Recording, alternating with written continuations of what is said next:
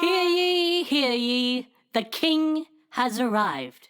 Hello. For those of you who don't know what this is not a watch snob. I'm your host, the king, and welcome to my castle. It's an Australian voice? What voice is that? What am I doing?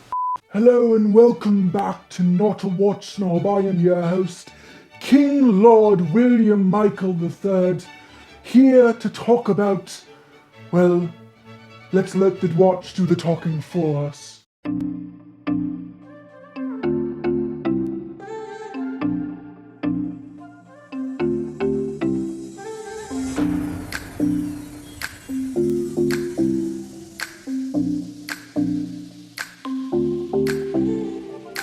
Be gone with you!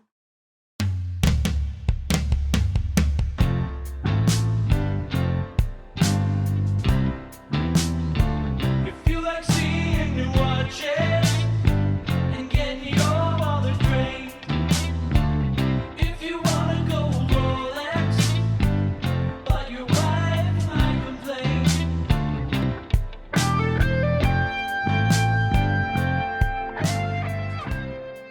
The history of Rolex is as follows. In 1905, Hans Willdorf founded the company in London, England, specializing in the distribution of timepieces. However, his true dream was always to create a very accurate and precise wristwatch, which I guess at the time was pretty hard. For that, he heads to Switzerland, the mecca of wristwatches. Whilst there, he finds himself in Geneva. I'd like to think it went a little something like this.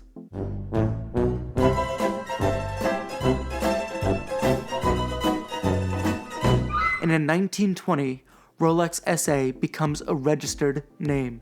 6 hours later. They created their first waterproof and dustproof wristwatch, named the Oyster, because the case was sealed, much like an oyster. Then boom, 1 year later they crossed the English Channel with English swimmer Mercedes Gleitz, who was also the first woman to swim across the English Channel. A huge milestone for Rolex.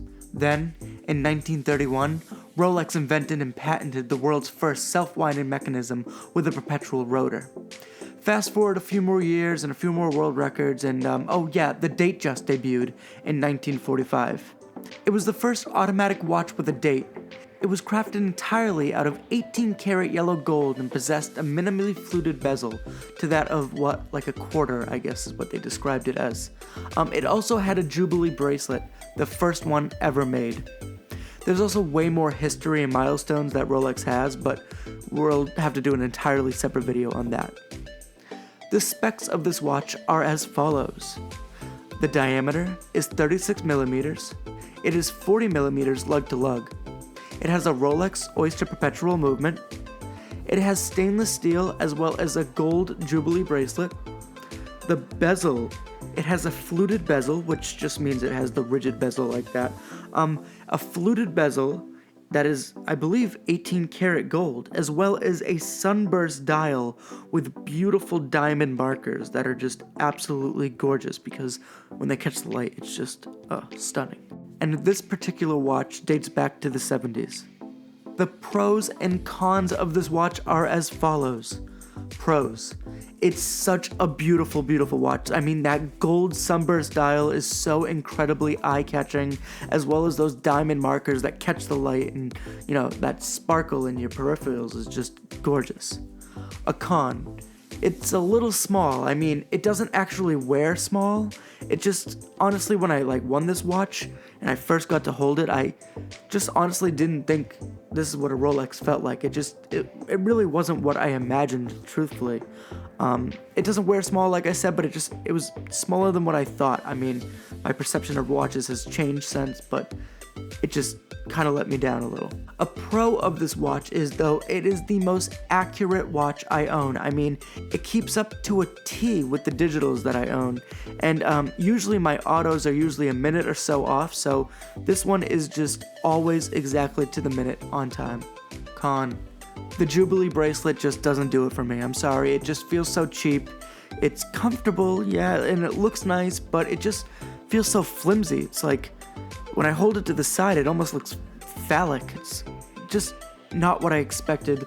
Like I said, when I first got the Rolex, it's not exactly what I expected and dreamt of in my mind. One of the biggest cons about this watch is that it doesn't have a quick set date. Now, when I first received this watch, I actually thought it was fake because of that feature. I was like, come on, all my other, $20 watches, they can set the date in 2 seconds. What's taking this thing so long?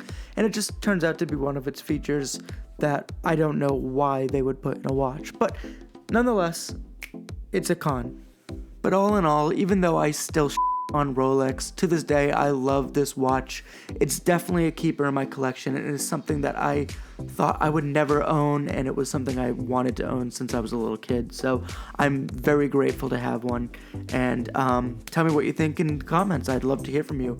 Don't forget to like, comment, subscribe. I really appreciate it, and enjoy. Thank you.